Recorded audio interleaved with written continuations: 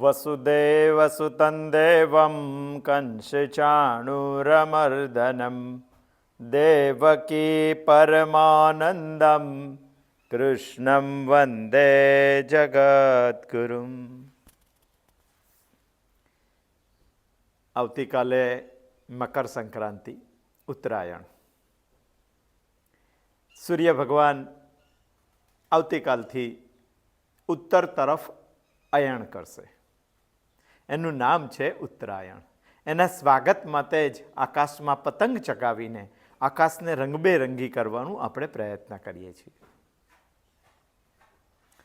સૂર્ય કાલથી આપણી નજીક આવશે, માટે પ્રકાશ આપણા જીવનમાં વધારે થશે.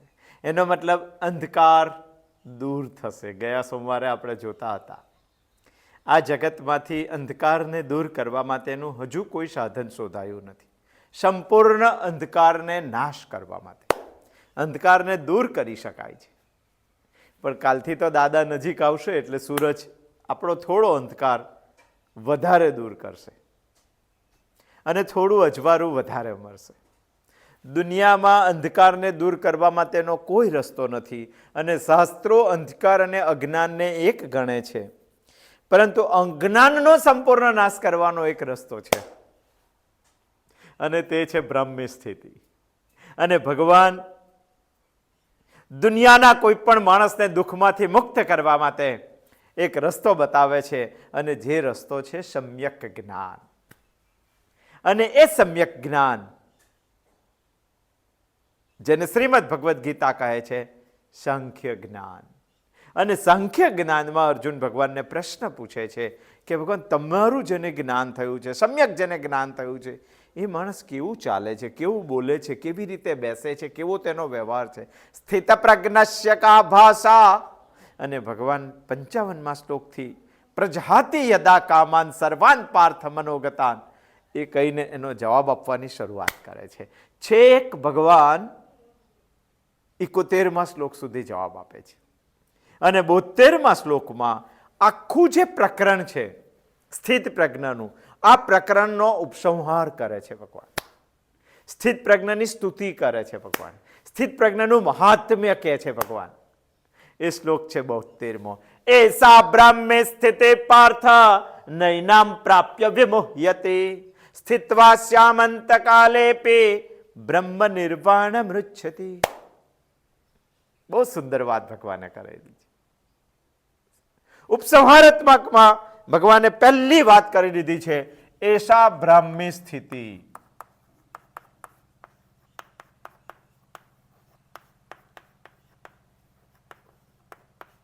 પ્રથમ વાત કરી દીધી છે. પ્રથમ વાત કહેતા ભગવાન અર્જુનને કહે છે કે હે પાર્થ, મેં તને જે અત્યાર સુધી વાત કરેલી છે સ્થિત પ્રજ્ઞની, એ સ્થિત પ્રજ્ઞની સ્થિતિ એ જ બ્રાહ્મી સ્થિતિ છે. એસા બ્રાહ્મી સ્થિતિ. એનો મતલબ બ્રાહ્મી સ્થિતિ એટલે બ્રહ્મ જ્ઞાનમાં સ્થિતિ. બ્રહ્મ જ્ઞાનમાં સ્થિતિ, આ વાતને સમજવા માટે એની આગળના સોમવારે આપણે સમજ્યા હતા, નિત્ય નિરંતર બ્રહ્મ જ્ઞાનમાં સ્થિતિ, આ વાતને આપણે કહીએ છીએ બ્રાહ્મી સ્થિતિ. પણ બ્રાહ્મી સ્થિતિનું વર્ણન સાંભળ્યા પછી માણસને એક શંકા રહી જાય છે. શંકા છે કે ભગવાન, આ દુનિયાના બધા જ્ઞાનને ભૂલી જઈ શકાય છે. એવું જ તમે જે કહો છો બ્રહ્મી સ્થિતિ એટલે બ્રહ્મ જ્ઞાન, આ બ્રહ્મ જ્ઞાનને ભૂલી જવાય તો ભગવાન કહે છે કે એને ક્યારેય ભૂલી શકાતું નથી. એ આશ્વાસન આપવા માટે, એ સોલિડ વાત આપણને જણાવવા માટે ભગવાન આપણને કહે છે નૈનામ પ્રાપ્ય વિમોહ્યતિ. જબરજસ્ત વાત.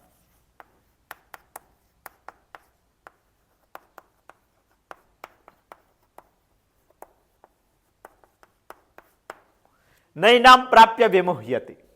એનો મતલબ એક વખત મોહનો નાશ થઈ જાય અને બ્રહ્મ જ્ઞાનની સ્થિતિ પ્રાપ્ત થઈ જાય પછી ફરીવાર ક્યારેય મોહ થતો નથી. આ જ્ઞાનને ક્યારેય ભૂલી જવાતું નથી. આ જ્ઞાન ક્યારેય નાશ પામતું નથી.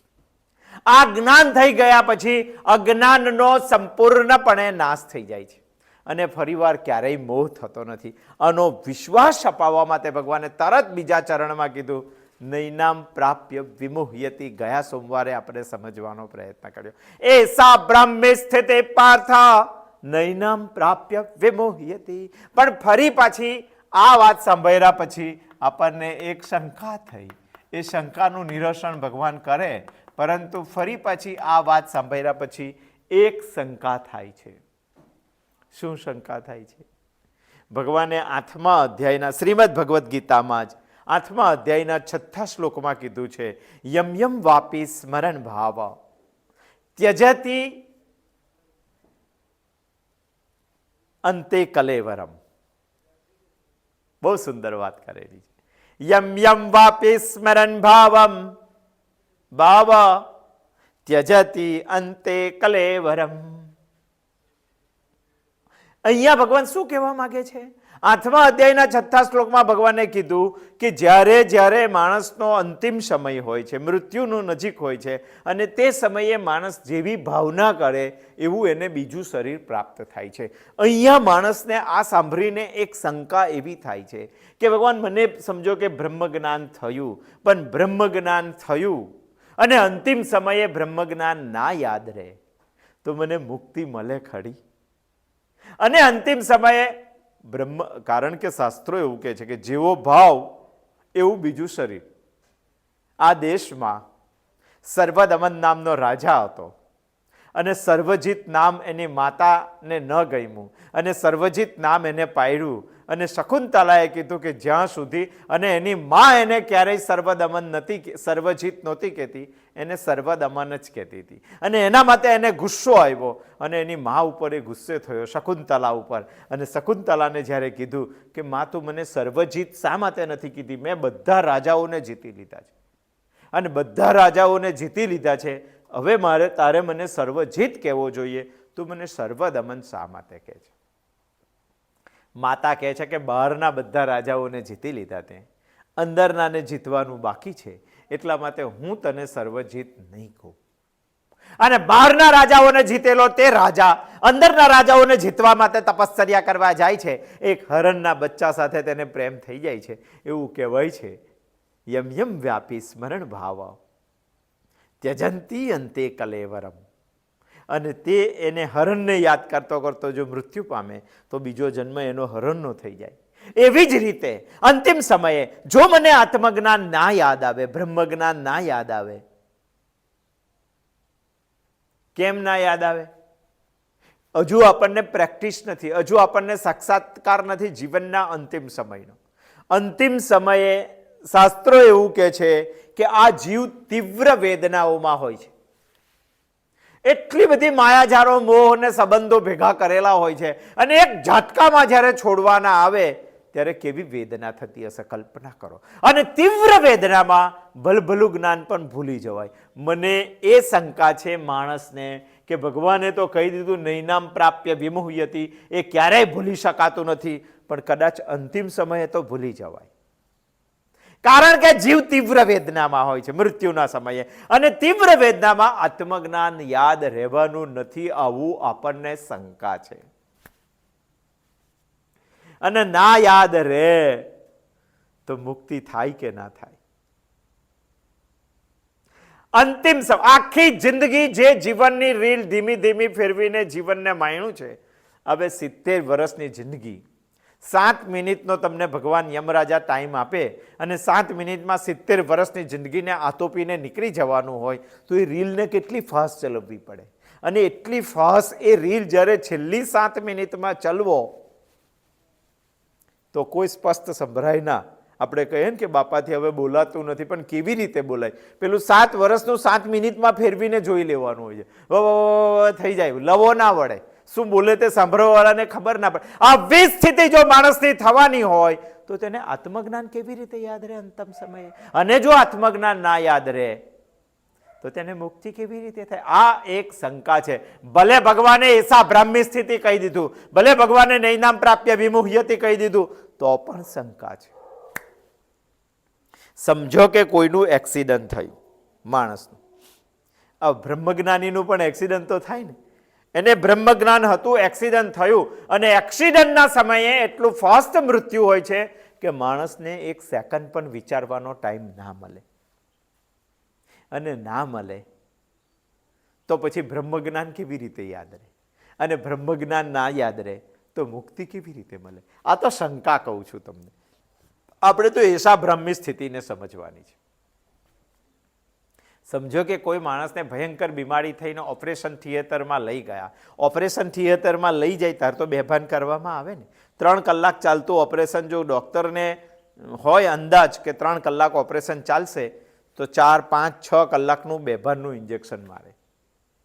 હવે સમજો કે તમે બેભાન રહ્યા અને બેભાનમાં જ તમારો જીવ જતો રહ્યો, તો યમ વાપી સ્મરણ ભાવો ક્યાં ગયું? તો માણસ બ્રહ્મ જ્ઞાની હોય ને છતાં પણ બેભાનમાં માણસનો જો જીવ જાય તો પછી તેને મુક્તિ કેવી રીતે મળે?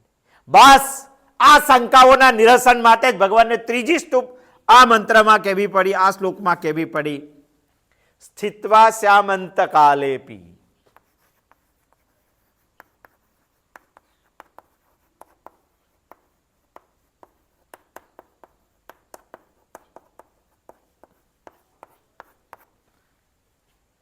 ભગવાન કહે છે કે સ્થિત પ્રજ્ઞની સ્થિતિ, બ્રહ્મ જ્ઞાનની સ્થિતિ, બ્રાહ્મી સ્થિતિ અંતકાલે પણ સ્થિત જ હોય છે. એ ક્યારેય ભૂલાતું નથી. બસ હવે શંકા કરવાનું કોઈ કારણ નહીં. એસા બ્રહ્મી સ્થિતિ પાર્થ ભગવાને કહી દીધું, નૈનામ પ્રાપ્ય વિમોહ્યતિ કહી દીધું, અને અંતે ભગવાને એવું કીધું સ્થિત્વા શ્યામ અંતકાલેપી. અંતકાલમાં પણ બ્રહ્મી સ્થિતિ સ્થિત જ હોય છે. એ ક્યારેય ભૂલાતી નથી.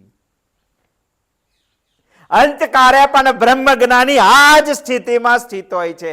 સ્થિત્વા શ્યામંતકાલેપી બ્રહ્મ જ્ઞાન બ્રહ્મકાલે સ્થિત્વા શ્યામંતકાલેપી બ્રહ્મ નિર્વાણ મૃચ્છતિ. એ જ સ્થિતિ પ્રાપ્ત હોય છે. એ સ્થિતિ પ્રાપ્ત. હવે શંકા કરવાનું કોઈ કારણ નથી, કારણ કે દુનિયાનું કોઈ પણ જ્ઞાન ભૂલી જઈ શકાય છે. બ્રહ્મ જ્ઞાન ક્યારેય ભૂલી જઈ શકાતું નથી. બ્રહ્મ જ્ઞાનમાં ફરી પાછો મોહ ક્યારેય થતો નથી, અને બ્રહ્મ જ્ઞાન અંતકાલે પણ સ્થિત જ હોય છે. પ્રશ્ન તમને આ રહે છે કે બેહોશી, બેભાન, બેહોશીમાં તો ભૂલી જ જવાય. આ આપણી શંકા ખોટી છે. બેહોશીમાં પણ જ્ઞાન તો હોય જ છે. 2 પ્રકારની બેહોશી હોય છે. બરાબર ધ્યાન દઈને સાંભળજો. એક છે બાહ્ય અને એક છે અંતઃ. બાહ્ય બેહોશીમાં આવે છે શરીર, મન, ઇન્દ્રિય. અંતઃ બેહોશીમાં આવે છે ચૈતન્ય, ચેતના. હવે કલ્પના કરો કે બેહોશી જ્યારે પણ ઓપરેશન વખતે કરવામાં આવે છે, કાં તો એક્સિડન્ટ વખતે માણસ બેહોશ થાય છે, એની બાહ્ય બેહોશી હોય છે. અંતઃ બેહોશી હોતી નથી. અંતઃ બેહોશી એટલે મૃત્યુ. આ એને ભલે મિની મૃત્યુ લાગતું હોય પણ આ મૃત્યુ નથી, આ બાહ્ય બેહોશી છે. મન, શરીર, ઇન્દ્રિયની બેહોશી, એમાં અંતઃ જ્ઞાન ખલાસ થતું નથી, અંતઃ જ્ઞાનનો નાશ પામતો નથી. બાહ્ય બેહોશી માત્ર શરીર, મન અને ઇન્દ્રિયોની હોય છે. આ બાહ્ય બેહોશીને આપણા અંદરના જ્ઞાન સાથે કોઈ લેવા દેવા નથી. અને અંતઃ બેહોશીમાં ક્યારેય જ્ઞાનનો નાશ નથી, કારણ કે તેને ચૈતન્ય સાથે સંબંધ છે. બાહ્ય બેહોશીને શરીર, મન અને ઇન્દ્રિય સાથે સંબંધ છે. અંતઃ બેહોશી હોતી જ નથી. ચૈતન્ય સાથે સંબંધ છે. ચૈતન્ય જતું રહે ત્યારે અંતઃ બેહોશી. અંતઃ બેહોશી એટલે જ મૃત્યુ. અને જ્ઞાન ચૈતન્યની સાથે હોય છે. માટે બાહ્ય બેહોશીને જ્ઞાન સાથે કોઈ લેવા દેવા નથી. ભલે માણસ એક્સિડન્ટમાં બેહોશ થઈ જાય કે ભલે માણસ ઓપરેશન થિયેટરમાં 6 કલાક બેહોશ રહે, છતાં પણ જ્ઞાન તો હોય જ છે. જ્ઞાન વગર ભાન આવે, બેહોશી જતી રહે એટલે તરત બધું જ્ઞાન આવે છે. ક્યાંથી આવ્યું? ક્યાંથી? અંદર હતું જ. બેહોશીમાં અંતઃ જ્ઞાન છે જ, માત્ર તેની અભિવ્યક્તિ નથી હોતી. બહુ ધ્યાન દઈને સાંભળજો, આના ઉપર વિચાર કરવા જોઈએ. માણસ જ્યારે બેભાન હોય છે, માણસ જ્યારે બેહોશીમાં હોય છે, આ બાહ્ય બેહોશીમાં એને જ્ઞાન તો હોય જ છે, પણ એ જ્ઞાનની અભિવ્યક્તિ નથી કરી શકતો. બાકી જ્ઞાન તો હોય જ છે. રાત્રે ઊંઘી જાઓ પછી જ્ઞાન તો હોય જ છે, જ્ઞાનની અભિવ્યક્તિ નથી થતી. માટે ભલે ઊંઘમાં મૃત્યુ આવે, બ્રહ્મ જ્ઞાન તો છે જ, એનો ક્યારેય નાશ નથી. એસા બ્રાહ્મી સ્થિતિ નૈનામ પ્રાપ્ય વિમોહ્યતિ સ્થિત્વા શ્યામંત કાલેપી. ભગવાનની એકદમ સાચી વાત છે. બેહોશીમાં, ઊંઘમાં કે મૃત્યુમાં, બહુ ઉપરવટ જઈને શબ્દો કહું છું, એક એક વજનદાર શબ્દ કહું છું, પણ ગીતાની બ્રહ્મ સ્થિતિ ઉપર માણસને ક્લિયરતા આવવી જોઈએ, એના માટે આપણે આ ચર્ચા કરીએ છીએ. બેહોશીમાં, ઊંઘમાં કે મૃત્યુમાં બ્રહ્મ જ્ઞાનનો ક્યારેય નાશ નથી. અરે સામાન્ય જ્ઞાનનો પણ બેહોશી અને ઊંઘમાં નાશ ના હોય તો બ્રહ્મ જ્ઞાનનો કેવી રીતે નાશ થાય? ક્યારેય નાશ. બેહોશીમાં, ઊંઘમાં કે મૃત્યુમાં બ્રહ્મ જ્ઞાનનો ક્યારેય નાશ નથી. એ તો છે જ. અને એટલા માટે ભગવાને કીધું સ્થિત્વા શ્યામંત કાલેપી. બહુ સ્પષ્ટ વાત છે ભગવાન, બહુ સ્પષ્ટ વાત છે. તો ઘણા પાછા પ્રશ્ન પૂછે કે 8મા અધ્યાયના 6થા શ્લોકમાં ભગવાને યમ યમ વ્યાપી સ્મરણ ભાવ ત્યજતી અંતે કલેવરમ કહેવાનો અર્થ શું છે? ભગવાને જેને બ્રહ્મ જ્ઞાન પ્રાપ્ત થઈ ગયું છે એના માટે આ શ્લોક નથી કીધો. જે કર્મી છે અથવા તો જે ઉપાસક છે એના માટે આ શ્લોક કીધો છે. હજુ એ બ્રહ્મ જ્ઞાન પ્રાપ્ત કરવાની સાધનામાં છે. અને માણસ જ્યારે બ્રહ્મ જ્ઞાન ન પ્રાપ્ત કરેલું હોય અને બ્રહ્મ જ્ઞાન પ્રાપ્ત કરવાની સાધનામાં હોય ત્યારે એના માટે યોગ્ય છે કે મૃત્યુના સમયે અંતિમ કાળમાં એને જે યાદ આવે છે, જે તેનો ભાવ બને છે, બસ તેવો જ તેનું બીજું શરીર પ્રાપ્ત થાય છે. યમ યમ વ્યાપી સ્મરણ ભાવ એના માટે છે. અહીંયા વાત બ્રાહ્મી સ્થિતિની છે. એસા બ્રાહ્મી સ્થિતિ પાર્થ નૈનામ પ્રાપ્ય વિમોહ્યતે સ્થિત્વા શ્યામંત કાલેપી. તો પણ બ્રહ્મ જ્ઞાનનો ક્યારેય નાશ થતો નથી. જેને બ્રહ્મ જ્ઞાન નથી તેવા લોકોનો અંતે જેવો ભાવ તેવું તેનું શરીર. એ વાત ભગવાનની એ પણ સાચી છે. જે બ્રહ્મ જ્ઞાની છે, ઊંઘમાં, એક્સિડન્ટમાં કે બેહોશીમાં મૃત્યુની વાત ના કરો. એનાથી ઉપરવટ જઈને એક વાત થઈ શકે કે જે બ્રહ્મ જ્ઞાની છે એનું મૃત્યુ કાશીમાં થાય કે કસાઈના ઘરે થાય, એને કોઈ ફેર પડતો નથી. બહુ સમજીને આ સ્ટેટમેન્ટ કહું છું તમને. જેને બ્રહ્મ જ્ઞાન પ્રાપ્ત થયું છે, ભગવાન જે એસા બ્રહ્મી સ્થિતિ સ્થિત પ્રજ્ઞની વાત કરે છે, એ જેને પ્રાપ્ત થયું છે, આવા સ્થિત પ્રજ્ઞનું મૃત્યુ કાશીમાં થાય કે કસાઈના ઘરે થાય, એમાં કોઈ ફેર પડતો નથી. કારણ કે એના જીવનનો વ્યવહાર લેસા વિદ્યાથી ચાલે છે. મૂલા વિદ્યા તેની નાશ પામેલી છે. તમે પાછા કહેશો કે આ લેસા વિદ્યા ને મૂલા વિદ્યા શું છે? અહીંયા મૂળ વાત અવિદ્યાની છે. જ્યાં સુધી અવિદ્યા છે ત્યાં સુધી જગત છે. અને જ્યાં અવિદ્યાનો નાશ થશે,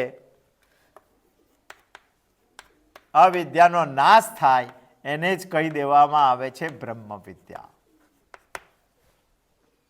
જ્યાં સુધી જગતમાં મને સ્પર્શતી અવિદ્યા છે ત્યાં સુધી જગત છે.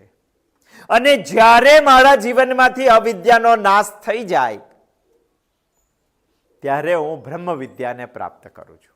ત્યારે મારા માટે બ્રહ્મ સત્યમ જગન મિથ્યા, શંકરાચાર્યએ કીધું તે સત્યમ છે.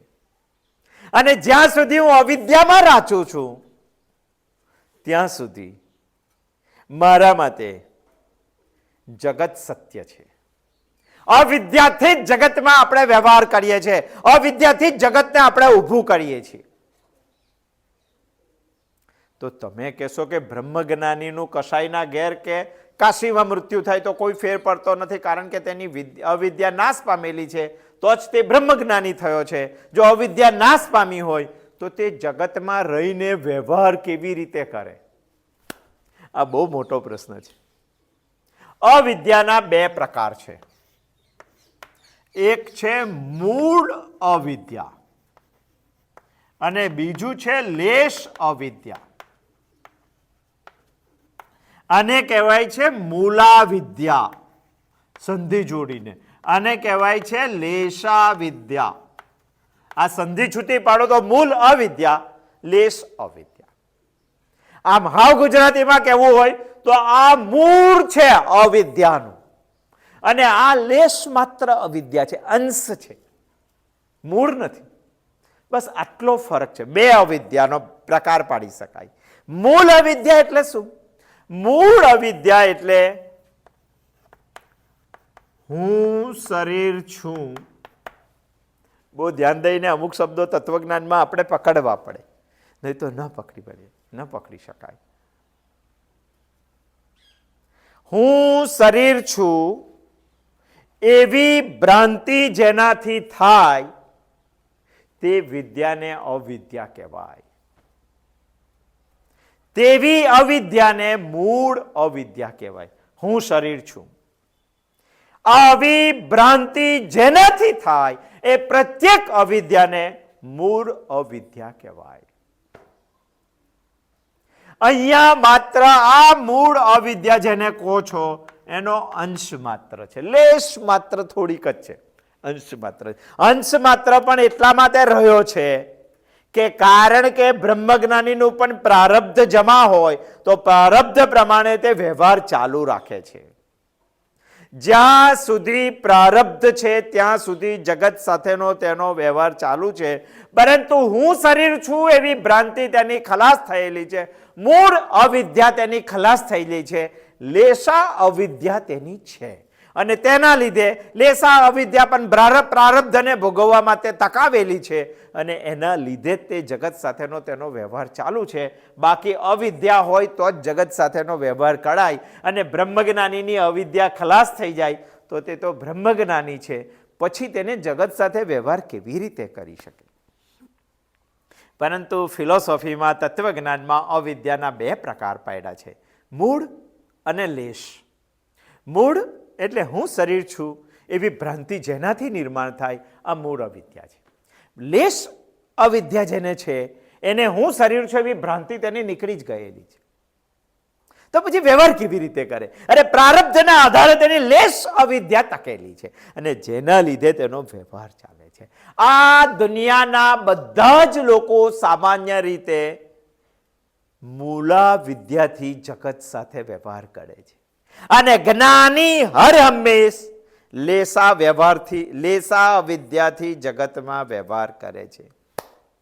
મૂળ અવિદ્યાને શરીર સાથે સંબંધ છે અને શરીર સાથે સંબંધ છે માટે જેને પણ મૂળ અવિદ્યા જેની પાસે છે એને અંતકાળે શરીર છોડતી વખતે જે ભાવ હોય તેવું જ શરીર મરે છે, કારણ કે એને હું શરીર છું એવી ભ્રાંતિ ઊભી કરેલી છે, એવી જ અવિદ્યા તે ભણેલો છે. એને જ લાગુ પડે છે યમ યમ વાપે સ્મરણ ભાવ ત્યજતી અંતે કલેવરમ. અને ભગવાન અહીંયા વાત કરે છે એસા બ્રહ્મે સ્થિતિ, જેને બ્રહ્મ જ્ઞાન પ્રાપ્ત થવાનું છે, થયું છે, તેની વાત ભગવાન કરે. અને એની વાત કરતા હોય તો ભગવાન તે પણ કહે છે કે અહીંયા મૂલા અવિદ્યાને સ્થાન નથી, અહીંયા લેશા અવિદ્યાને સ્થાન છે. જેને જ્ઞાનની પ્રાપ્તિ થઈ ચૂકેલી છે, જેને જ્ઞાનની પ્રાપ્તિ થઈ માટે જેની અવિદ્યાનો નાશ થયો છે, જેને જ્ઞાનની પ્રાપ્તિ થઈ અવિદ્યાનો નાશ થયો માટે જેને હું શરીર છું તે ભ્રાંતિ જેની ખલાસ થઈ ગઈ છે. હવે હું શરીર છું એ ભ્રાંતિ જ જેને કાઢી નાખી, પછી શરીર એને કાશીમાં છોડવાનું હોય કે કસાઈના ઘેર છોડવાનું હોય, એના જ્ઞાનને કોઈ ફરક પડતો નથી, એ તો બ્રહ્મ જ્ઞાની જ છે. એટલે ભગવાને અહીંયા કીધું સ્થિત્વા શ્યામ અંતકાલેપી, અંતકાળે પણ આ બ્રહ્મ સ્થિતિ સ્થિત જ છે. એ કસાઈના ઘેર મળે કે કાશીમાં મળે, એને કોઈ ફેર પડતો નથી. આપણને ફેર પડે છે કાશી મરણાંતે મુક્તિ આપણા માટે છે. બ્રહ્મ જ્ઞાન એક એવી સ્થિતિ છે કે જીવનમાં ક્યારેય એ અચાનક ના પ્રાપ્ત થાય. એના માટે બહુ લાંબી સાધના કરવી પડે માણસે. અચાનક પ્રાપ્ત થાય તેવી આ વાત નથી. અને અંતકાળે મરણના સમયે અચાનક પ્રાપ્ત થતી જે વસ્તુ નથી તે અચાનક યાદ પણ કેવી રીતે આવે. ઘણા લોકોને એવું માનવું છે કે મરતી વખતે બ્રહ્મ જ્ઞાનને યાદ કરી લેશું. અચાનક યાદ આવે તેવી સ્થિતિ આ નથી. અને અચાનક પ્રાપ્ત થઈ જાય તેવી સ્થિતિ પણ આ નથી. તમને મહેલ યાદ આવે, તમને બંગલો યાદ આવે, તમને ગાડી યાદ આવે, તમને તમારી ઘરવાળી યાદ આવે, તમને તમારો ધંધો યાદ આવે, તમારી નોકરી યાદ આવે, આ તમારાથી જુદા છે. જે બીજા છે ને તેને તમે પ્રાપ્ત કરેલા છે. બ્રહ્મ જ્ઞાનમાં આત્મા પડાયો નથી, આત્મા બીજો નથી, આત્મા પાડકો નથી, આત્મા દૂર પણ નથી, આત્મા ભૂલાયો પણ નથી. તો બ્રહ્મ જ્ઞાન અંત સમયે કેવી રીતે પ્રાપ્ત થાય? અને અંત સમયે ના પ્રાપ્ત થાય. એ તો પહેલા પ્રાપ્ત કરેલું હોય તો અંત સમયે ક્યારેય ભૂલાય ના. ભૂલી જવાનો દર રાખવાની જરૂર નથી. અને માટે ભગવાને બહુ વજનપૂર્વક આ અધ્યાયના અંતિમ શ્લોકમાં કીધું છે, એસા બ્રહ્મે સ્થિતે પાર્થ નૈનમ પ્રાપ્ય વિમોહ્યતે. એ ક્યારેય ભૂલાવાની નથી. એક વખત બ્રહ્મ સ્થિતિને પ્રાપ્ત કરી જો પાર્થ, બાકી દુનિયાના બધા જ્ઞાન ભૂલાઈ જવાના છે. જો એને યાદ કરો તો, યાદ ના કરો તો. અને એક જ્ઞાન પ્રાપ્ત થશે તો બીજા વિષયમાં અજ્ઞાન રહેશે. કારણ કે દુનિયાના બધા જ વિષયો પરિચ્છિન્ન છે, સ્થળ કાળ દેશથી બંધાયેલા છે.